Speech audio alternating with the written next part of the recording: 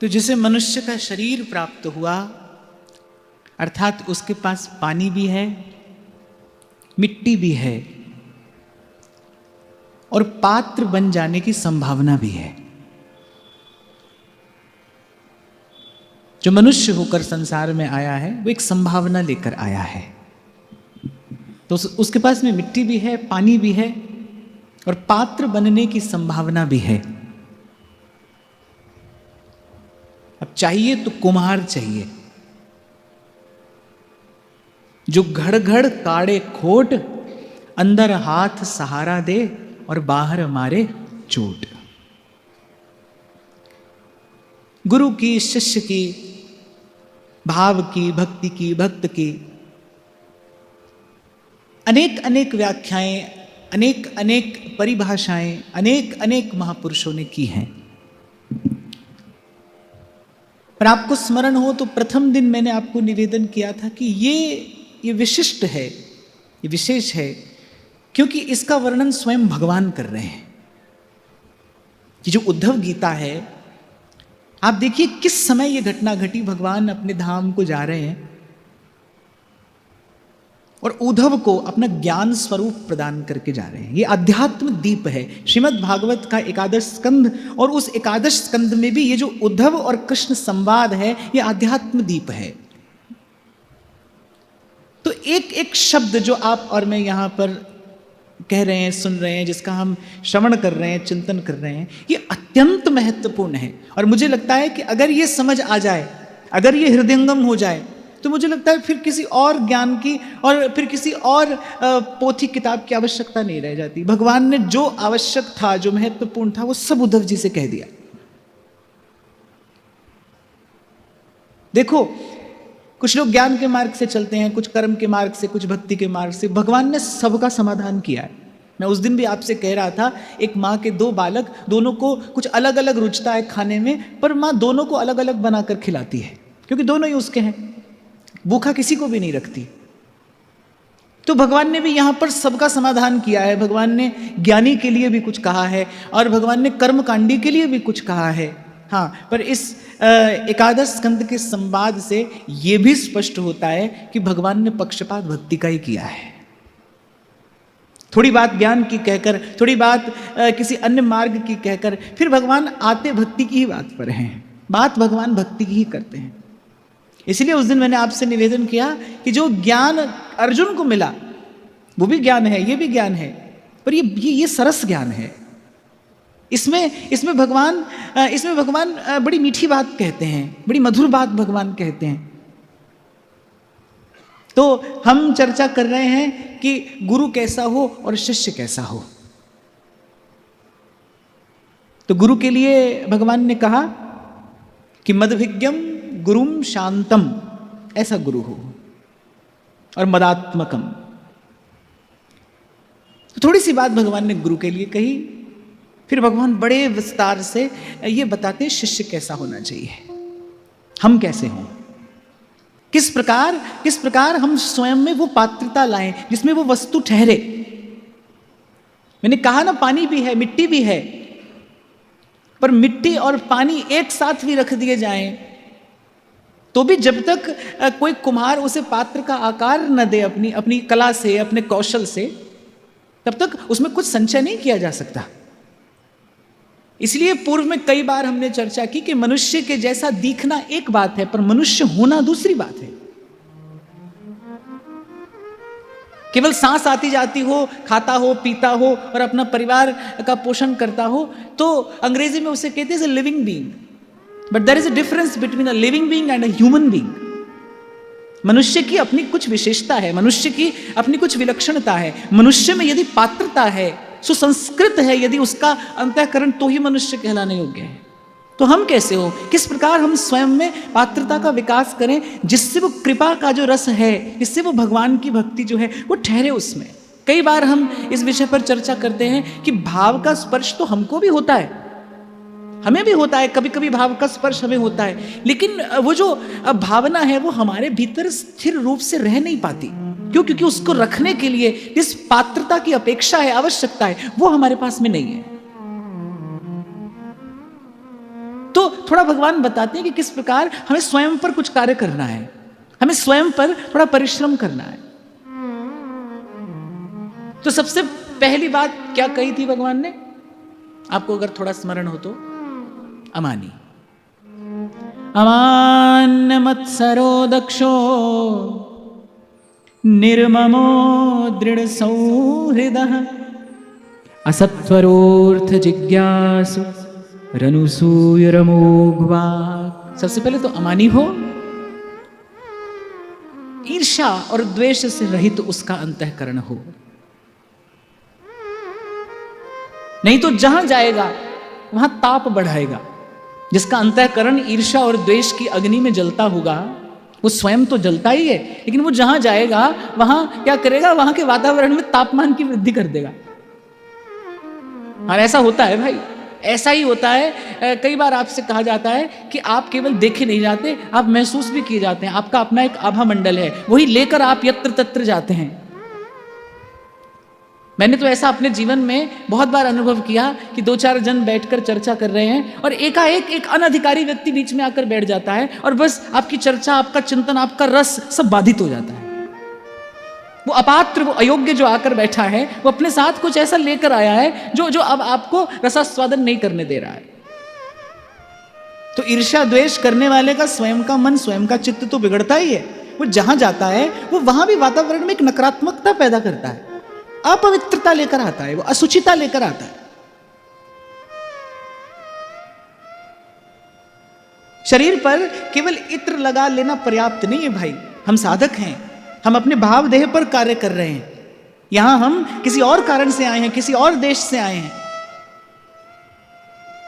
भक्ति का अर्थ है स्वयं का श्रृंगार करना। भक्ति का अर्थ है स्वयं को सजाना। पूर्व भी मैंने आपसे कहा था ना, बहुत सारी विधियां ऐसी हैं जो सताती हैं, पर भक्ति सजाती है। हमें स्वयं का श्रृंगार करना है। तो यहां का श्रृंगार भी दिव्य है, सूक्ष्म है। तो वस्तुतः यहां भगवान बता रहे हैं किस प्रकार स्वयं का श्रृंगार किया जाए। कौन कौन से आभूषण भगवान बता रहे हैं कि ये मुझे प्रिय हैं, ये पहनकर कोई मेरे पास में आए। सबसे पहले अमानी, फिर करे अमत्सर, ईर्ष्या द्वेष से रहित उसका अंतःकरण हो। फिर भगवान कहते दक्षो, निपुण हो, कुशल हो, उसके क्रियाकलाप में एक सौष्ठव होना चाहिए। एक से एक निपुण सखियां सहचरियां हैं प्रिया जी की, अपने अपने सेवा कार्य में अत्यंत निपुण, ऐसी निपुण हैं कि श्री प्रिया जी को बोलने की भी आवश्यकता नहीं पड़ती। वो केवल श्री प्रिया जी के मुख का रुख लेकर ही सेवा संपादित करती हैं। श्री जी को बोलने की आवश्यकता नहीं है। सकल कलाओं में कुशल निपुण ऐसी सेविकाएं हैं तो जिसे सेवा में रहना है, जिसे सेवा में रहना है उसे दक्ष होना चाहिए भाई। वो हर थोड़ी थोड़ी देर में ये नहीं कह सकता क्षमा करें गलती हो गई, क्षमा करें गलती हो गई। फिर इसका अर्थ है कि वो उस सेवक होने योग्य नहीं है। और फिर दृढ़ सौहृद, गुरु के चरणों में उसकी दृढ़ प्रीति हो, सुदृढ़ अनुराग हो। और सुदृढ़ अनुराग कब होगा? जब गुरु के पास जाने का उद्देश्य पवित्र होगा, जब उसका लक्ष्य पवित्र होगा। गुरु के पास भगवान के लिए गया है, फिर तो भाई भगवान ही लेकर लौटेगा। पर गुरु के पास किसी और कारण से यदि पहुंच गया है तो फिर उसके भाव में दृढ़ता नहीं रह पाएगी, उसके भाव में वो पातिव्रत नहीं होगा। फिर आगे भगवान कहते हैं असत्वरो, अर्थात धैर्यवान हो, उसे शीघ्रता ना हो, उसे शीघ्रता ना हो। आज तो ये होता है कि मंत्र मिला है, अब देखो कितने दिन में भगवान मिल जाएंगे। और जो मंत्र देने वाले हैं वो भी समय बताते हैं, 1 बरस में, 2 बरस में, 3 बरस में, माने जिससे ऐसी शीघ्रता ना हो। असत्वरो, पूर्व भी मैंने आपको बहुत बार निवेदन किया, भाई इस मार्ग पर चलने के लिए सबसे पहले आवश्यकता है धैर्य की, धीरज हो आपके पास। अरे विचार करो, यहां तक भी तो आ ही गए, यहां तक भी तो कोई ले ही आया। कोई बहुत बड़ी बात थोड़ी है। हम भी संसार के उसी प्रपंच में पड़े होते, हम भी संसार की उन्हीं गलियों में भटक रहे होते।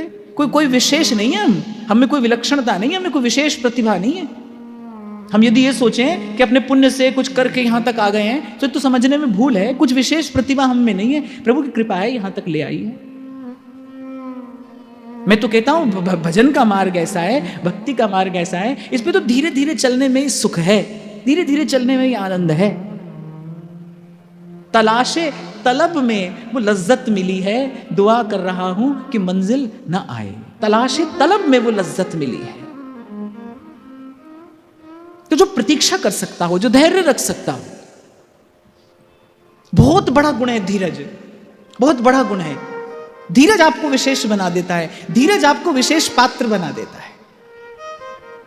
आप देखो कितने बरस शबरी प्रतीक्षा करती है, भगवान चाहते तो पहले भी दर्शन दे सकते थे, क्यों प्रतीक्षा कराई शबरी से? श्रेष्ठ वस्तु को ग्रहण करने के लिए, धारण करने के लिए आपका पात्र भी उदार होना चाहिए। भक्त जैसे जैसे प्रतीक्षा करता है, तन उसका भले दुर्बल होता हो पर उसका मन सबल होता चला जाता है। प्रियतम की जो प्रतीक्षा है वो उसके उर अंतर को और सबल कर देती है। गोपियों ने वो जो कृष्ण की प्रतीक्षा की, उन्होंने उस प्रतीक्षा ने गोपियों का हृदय कैसा कर दिया कि उद्धव के ब्रह्म ज्ञान को भी लौटा देती है गोपी, कि हमें इसकी आवश्यकता नहीं है। क्या क्या बल है गोपी के पास, वो जो प्रियतम की प्रतीक्षा है उसने गोपी के मन को इतना सबल बना दिया। मैं तो कई बार कहता हूं कि गोपी की बात सुन के तो कभी कभी ऐसे लगता है कि कृष्ण की प्रतीक्षा करते करते जब गोपी कहती है अब रोम रोम शाम है, उसे कृष्ण की भी आवश्यकता नहीं है। वो कृष्ण की प्रतीक्षा में ही उसी में ही सुखी है, वो उसी में ही आनंदित है। तो भगवान कह रहे हैं ये बात ध्यान देने की, असत्वर हो, धैर्यवान हो। और फिर कह रहे हैं अर्थ जिज्ञासु, जो गुरु कह रहा है, जो गुरु कह रहा है बड़े धैर्य से उसे जानने और समझने की इच्छा हो उसके पास। देखो कभी उर अंतर में ज्ञान प्रकट हुआ तो उसका बीज गुरु का शब्द ही होगा, कुछ नहीं, इसके अतिरिक्त और कुछ नहीं। अंधकार महा गुरु मंत्र उजारा, गुरु के संग सगल निस्तारा, गुरु का शब्द न मेटे कोई,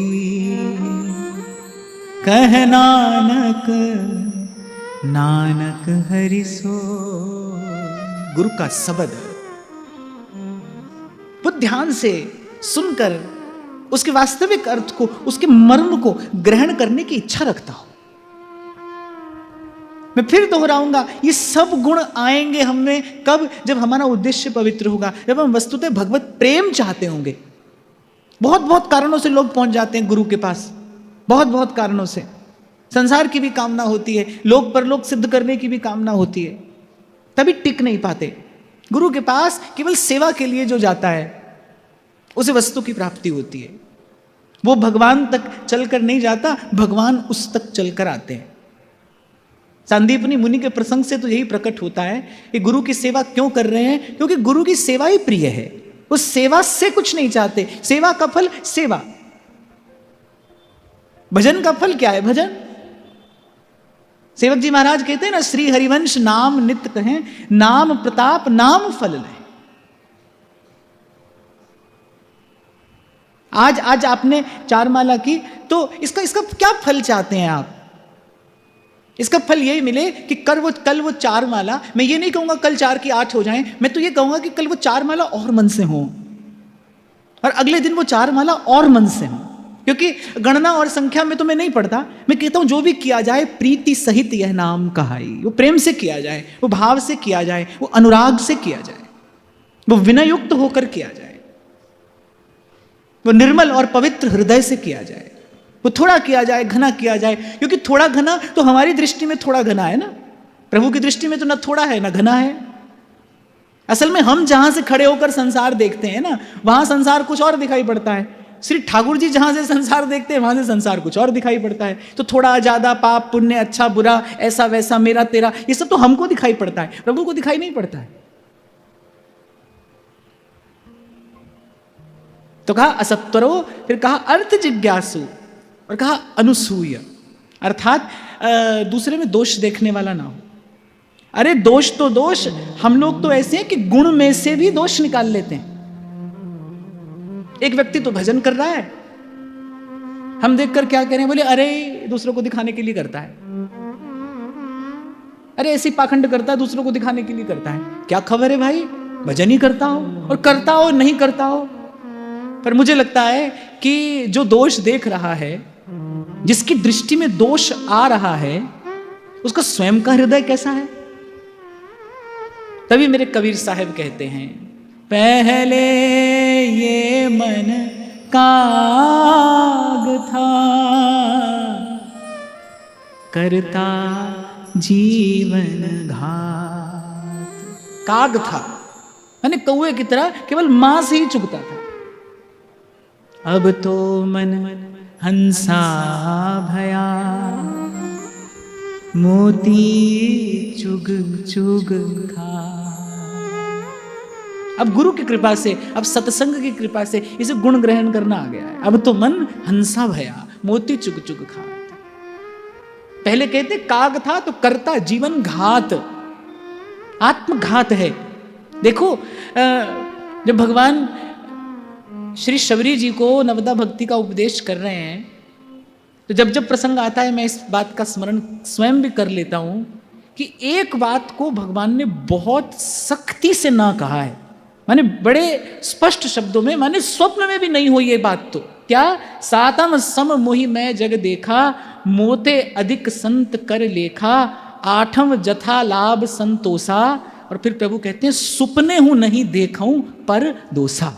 स्वप्न में भी न करे। ऐसे हम बोलचाल की भाषा में कह देते ना, भाई ये काम तो सपने में भी नहीं करना, भूल के भी नहीं करना। ऐसे भगवान कह रहे हैं भाई दूसरे का दोष तो भूल कर भी ना देखे। क्यों कह रहे हैं भगवान ऐसा, कि जैसे ही आप दोष दर्शन करोगे आपका अंतःकरण मैला हो जाएगा। भगवान कह रहे हैं भाई फिर वो स्थान हमारे योग्य नहीं रहेगा, हम वहां बैठे भी हुए तो हमें वहां से उठकर जाना होगा। अगर प्रभु बैठे भी हुए तो प्रभु कह रहे भाई वो स्थान मुझे छोड़कर जाना होगा यदि आप ऐसा करो। इसीलिए आठम जथा लाभ संतोषा, सुपने हूं नहीं देखा हूं पर दोष। और अभी कल ही परसों हम चर्चा कर रहे थे कि सरसों के दाने बराबर भी दूसरे का दोष दिखता है, और बेल के फल बराबर भी अपना नहीं दिखता है, अपना नहीं दिखता। बड़ी पैनी नजर है हमारी दूसरे का दोष ढूंढ कर निकाल लेने में।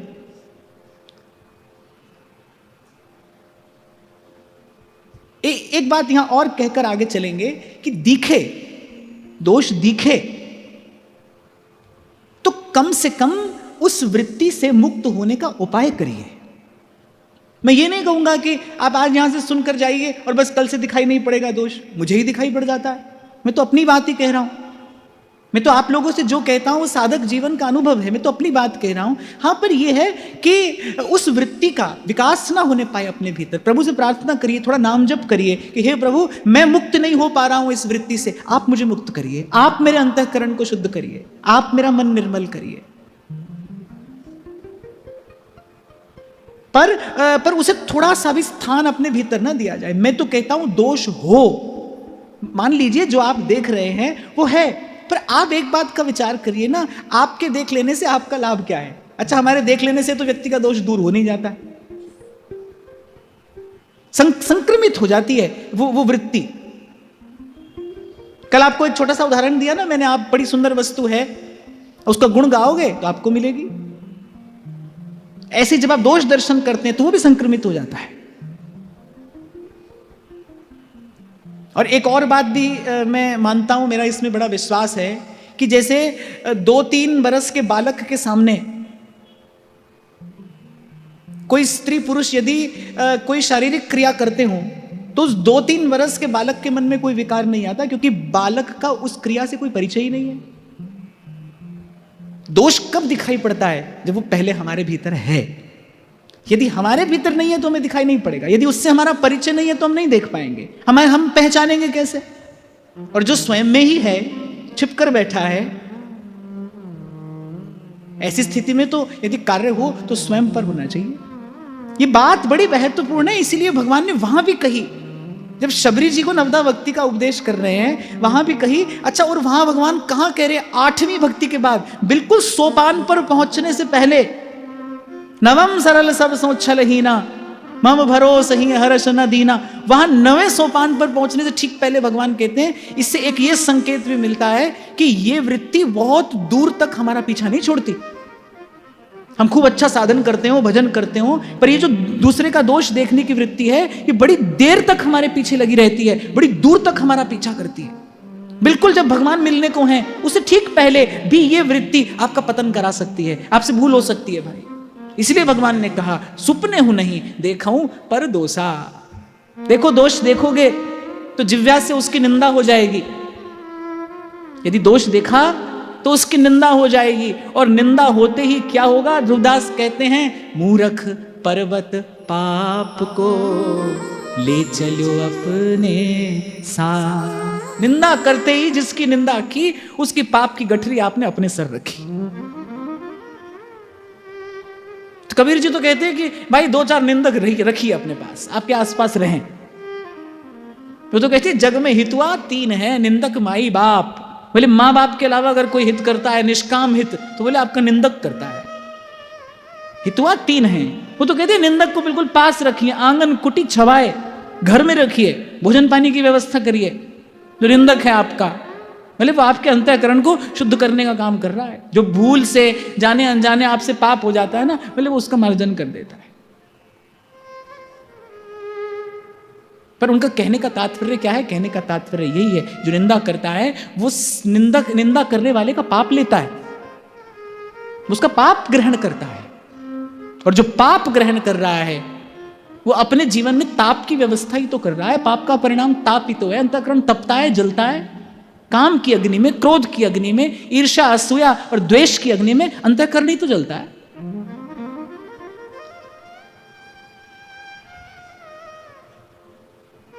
तो भगवान कह रहे हैं कि इस दोष से मुक्त हो।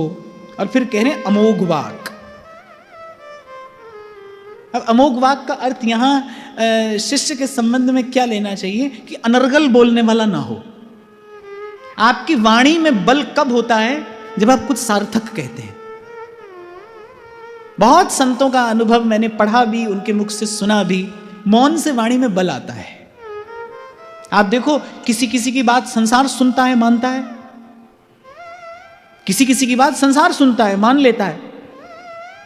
और किसी किसी की बात घर के आदमी नहीं सुनते, वो बेचारा बोलता ही रह जाता है, कोई नहीं सुनता है उसकी बात। अरे घर के छोड़ो, अपना ही मन नहीं सुनता है। दूसरा तो कोई क्या सुनेगा, अपनी बात अपना ही मन नहीं सुनता है। माने वाणी निर्बल है। और वाणी निर्बल क्यों होती है? वाणी निर्बल होती है मिथ्यालाप करने से, व्यर्थ की बात बोलने से आपकी वाणी का बल जाता है। कोई पूछे ना झूठ बोलने से क्या होता है? झूठ बोलने से सबसे पहली हानि होती है, आपकी वाणी का बल समाप्त हो जाता है धीरे धीरे।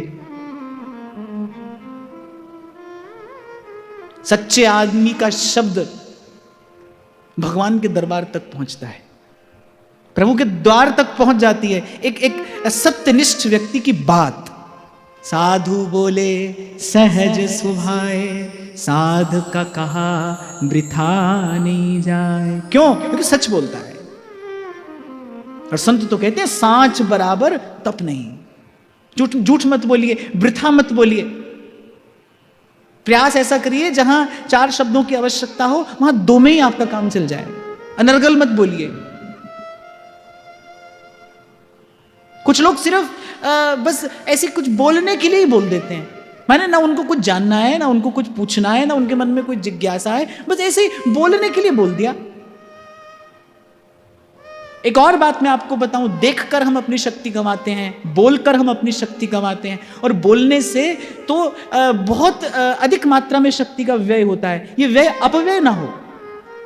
और आप थोड़ा सा इसको अपने जीवन में अनुभव करके देखना। थोड़ा मौन रखिए, अपने जीवन में थोड़ा मौन लाइए, अपने जीवन में थोड़ा वाणी का संयम लाइए। आप देखिए आपकी वाणी में बल आएगा, आपके शब्दों में बल आएगा।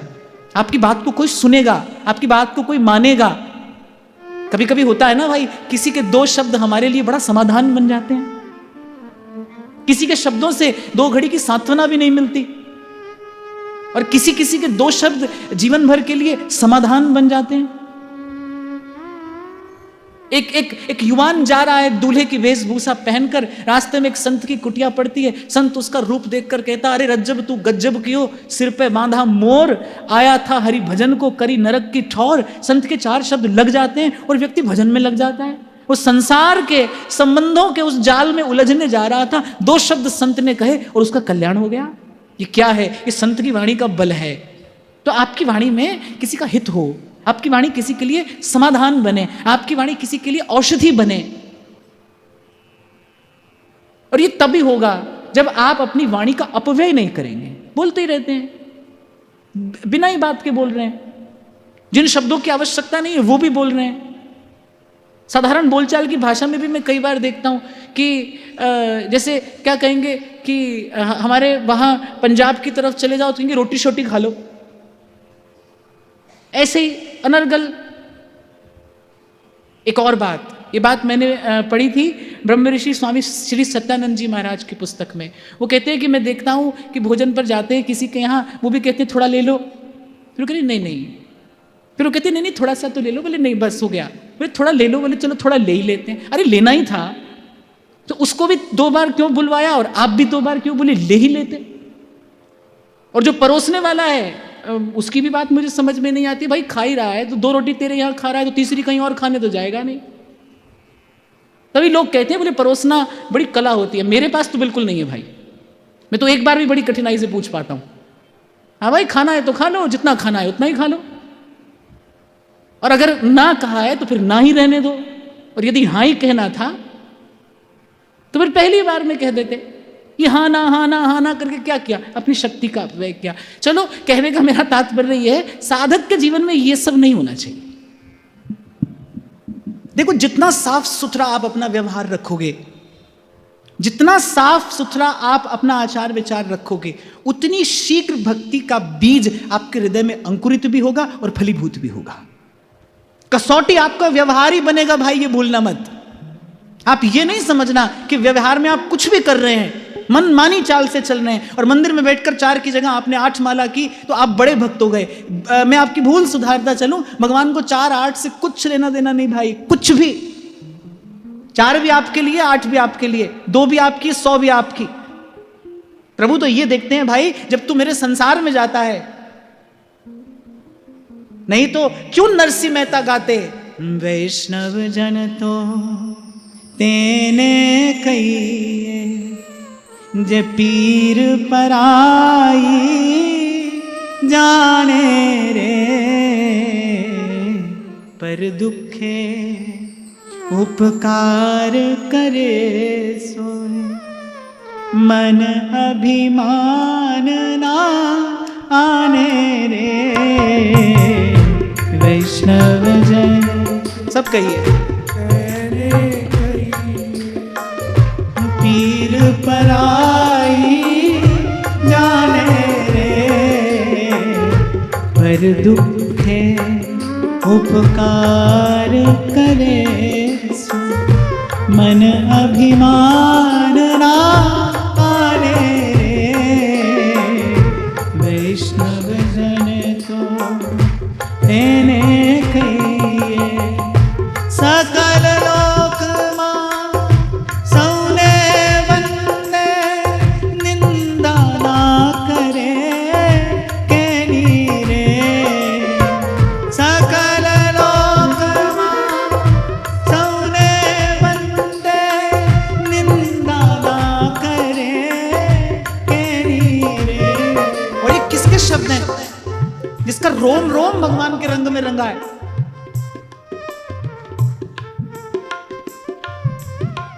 जो यहां इस संसार में आया ही है भगवान की भक्ति की प्रतिष्ठा करने के लिए, जिसने गुर्जर देश पावन किया है, ऐसा परम भागवत। नरसिंह मेहता अवतारी महापुरुष हैं, ऐसा परम भागवत क्या कहता है, सकल लोक सौने वंदे, निंदा ना करे केनी रे, सकल लोक सौने वंदे, निंदा ना करे केनी रे, वाच काछ मन निश्चल राखे, वाच काच मन निश्चल राखे। वाच काच मन, वाच अर्थात वाणी, काच अर्थात काया और मन, जो मन वाणी और काया से निर्मल हो, निर्मल रखे। वाच काच मन निर्मल राखे।